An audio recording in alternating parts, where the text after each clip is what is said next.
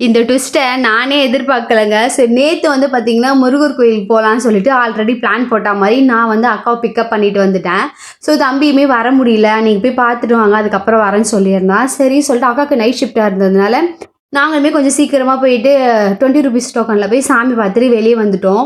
சரி சாமி பார்த்துட்டு வெளிய வந்துட்டு கொஞ்ச நேரம் உக்காந்துட்டு இருந்தோமா, சரின்னு சொல்லிட்டு அப்ப பார்த்தீங்கன்னா, பிரசாதம் குடுக்க ஆரம்பிச்சுட்டாங்க. சரி ஓகே இதான் டைமு அப்படின்னு சொல்லிட்டு நாங்களுமே ஃபர்ஸ்ட் கியூல நின்னு வாங்கிட்டோம். ஸோ அது சூப்பரா இருந்துச்சு. செகண்ட் வந்து பார்த்தீங்கன்னா, செகண்ட் இன்னொரு இடத்துல பிரசாதம் குடுத்தாங்க. சரி வாங்கலாமா வேணாமான்னு யோசிச்சுட்டே இருந்தோமா, சரி போவோம் தம்பி வரதுக்குள்ள நம்ம அதையும் வாங்கிப்போம் அப்படின்னு சொல்லிட்டு அதையுமே வாங்கிட்டோம். தேர்ட் டைம் என்ன ஆச்சுன்னா, அவன் வந்து கால் பண்ணான். "என்ன பண்ணிட்டு இருக்கீங்க?" அப்படின்னு சொல்லி கேட்டானா, "நாங்க உனக்காக தானே வெயிட் பண்ணிட்டு இருக்கோம்" அப்படின்னு. பார்த்தா அது மாரி தெரியலையே. "இல்லடா 2 வாட்டி வந்து புளி சாதம் குடுத்தாங்க. அத சாப்பிட்டுட்டு இருக்கோம்" அப்படின்னு. "நீங்க மட்டும் சாப்பிடுறீங்க, எனக்கு வாங்கலையா?" அப்படின்னு சொல்லியிருந்தான். சரின்னு சொல்லிட்டு அவனுக்குமே ஒரு வாட்டி வாங்கணும்.